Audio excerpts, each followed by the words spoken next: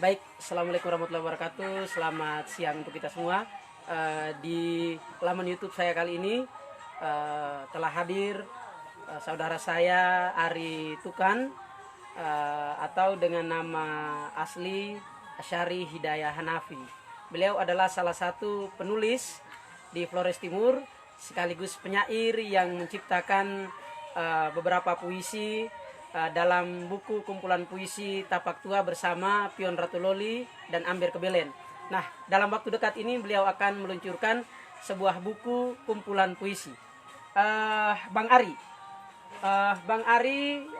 buku yang diluncurkan dalam waktu dekat ini boleh tahu judulnya apa? Buku ini dengan judul Kabut di Puncak Pasandan. Ya, mengapa judulnya Kabut di Puncak Pasandan? Ya, judul ini saya ambil dari salah satu puisi yang ada dalam buku ini. Boleh tahu isi dari puisi tersebut? Bisa. Bercerita tentang apa? Ini salah satu mitologi tentang seorang perempuan bernama Uto Botibewa yang keberadaannya di Bukit Pasandan, Bukit Puri. Di sekitar daerah mana itu? Di sekitar daerah Adonara Barat. Adonara Barat, arah sana ya? Ya. Lanjut. Terus ceritanya bahwa beliau ini gagal dinikahi karena ditolak oleh keluarga laki-laki.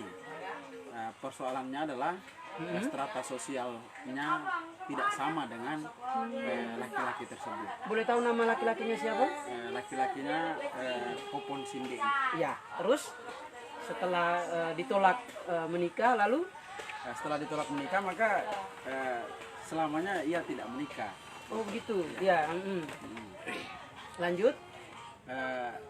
Jadi saya memasukkan dua bait bahasa lama holot dalam puisi tersebut. Iya. Itu saya lakukan karena berawal dari keresahan saya bahwa saat ini anak tanah lama holot ini, generasi muda lama holot sudah hampir kehilangan bahasa daerah atau tutur lisannya. Iya. Lalu berkaitan dengan buku kumpulan puisi itu, buku kumpulan puisi ini kira-kira kapan diluncurkan? Saat ini sedang dalam proses cetak, sehingga peluncurannya kurang lebih di sekitar bulan Oktober. Bulan Oktober. Boleh tahu kira-kira tempat peluncurannya di mana? Sampai dengan detik ini saya belum ada rencana untuk tempat peluncurannya di mana. Iya, belum ada konsep ya? Belum ada konsep. Iya. Kaitan dengan buku Kabut di Puncak Pasandan ini. Buku ini berisi berapa puisi yang ada di dalamnya? Kurang lebih 75 puisi ya. Itu ditulis dari rentang waktu tahun berapa sampai tahun berapa? Hampir 2 tahun belakangan ini. 2 tahun berarti 2019, 2018, 19, ya. termasuk 2020 ya? 2020 ada. Oh iya. Kira-kira ciri khas dari karakter-karakter puisi yang ada di dalam buku Kabut di Puncak Pasandan ini seperti apa? Ciri khasnya ada beberapa puisi yang diselipkan dengan bahasa daerahnya. Iya. Walaupun itu dalam satu frasa, tetap ada bahasa daerahnya. Iya. Kemudian dari aspek tema, kira-kira tema apa saja yang diangkat dalam buku kumpulan puisi Kabut di Puncak Pasandan ini? Ya. Masih ini antologi puisi, kumpulan puisi-puisi yang sampai dengan detik ini belum ada belum, maksudnya satu tema tertentu itu belum. Oh iya. Ya, masih ada beberapa tema cinta masih ada, patah hati masih ada juga tentang sejarah, mitologi masih ada itu. Iya. Menarik sekali kalau kita berbicara soal puisi-puisi yang berdasarkan riset mitologi maupun riset sejarah. Mengapa Abang Ari sebagai penulis lebih tertarik menulis fiksi dalam hal ini puisi berdasarkan bahan-bahan riset dari data-data mitologi maupun sejarah? sejak saya selesai kuliah, ketika kehadiran saya di kampung, ada satu hal yang menjadi kegelisahan saya, yaitu tentang sejarah Lama Holot, terutama yang berkaitan dengan saya. Iya. Sehingga saya merasa itu penting untuk saya tuliskan, karena hobi saya, kegemaran saya itu suka dengan sastra, maka saya mencoba itu untuk menulisnya dalam bentuk puisi. Oh iya.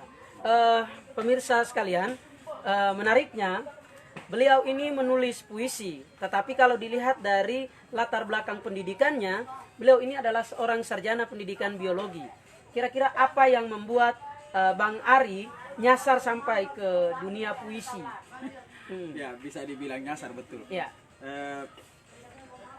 Berawal dari kecintaan saya terhadap buku-buku sastra. Zaman-zaman saya SMA, saya suka sekali dengan bukunya Khalil Gibran. Saya Patah. Nah, ada beberapa buku lagi itu sehingga itu menjadi sebuah keinginan, semoga suatu saat saya bisa menulis sastra begitu. Iya. Walaupun saya seorang guru biologi saat ini, tapi itu menjadi hobi, dan menurut saya kalau menulis sastra itu jadi sesuatu bahan refleksi, terus menjadi satu hal lelah kita bisa hilang gitu. Oh iya, jadi semacam hiburan gitu. Iya. Mungkin bisa diceritakan sedikit bagaimana proses kreatif menulis puisi-puisi yang ada dalam Kabut di Puncak Pasandan ini. Proses kreatifnya seperti apa saja? Ya. Proses kreatif, saya jarang sekali duduk untuk saya harus menulis satu puisi ini. Tidak sama sekali. Ya. Ketika ada ide lewat, terus saya berkeinginan, umpamanya itu tentang sejarah atau tentang mitologi, saya coba untuk meneliti, wawancara beberapa orang tua untuk tahu lebih dalam. Setelah itu baru saya tulis.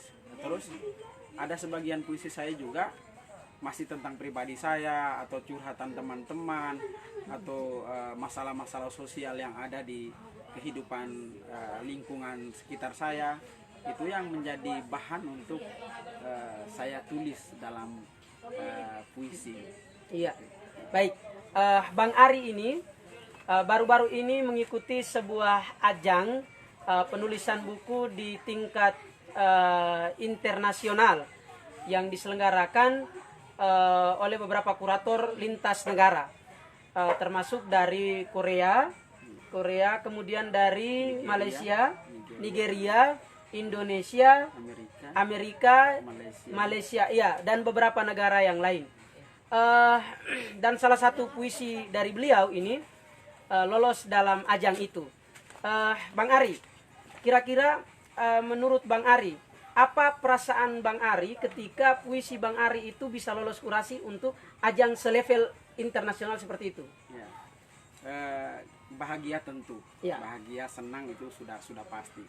Bahwa selama ini saya tidak pernah mengikuti ajang-ajang seperti itu. Iya, betul. Jadi kalau ditanya tentang perasaan saya, sungguh saya bahagia. ya? Bahkan saking bahagianya itu saya mencoba mempostingnya di FB. Iya. Kaitan dengan puisi tersebut, boleh tahu judulnya apa? Judulnya Sebab Corona.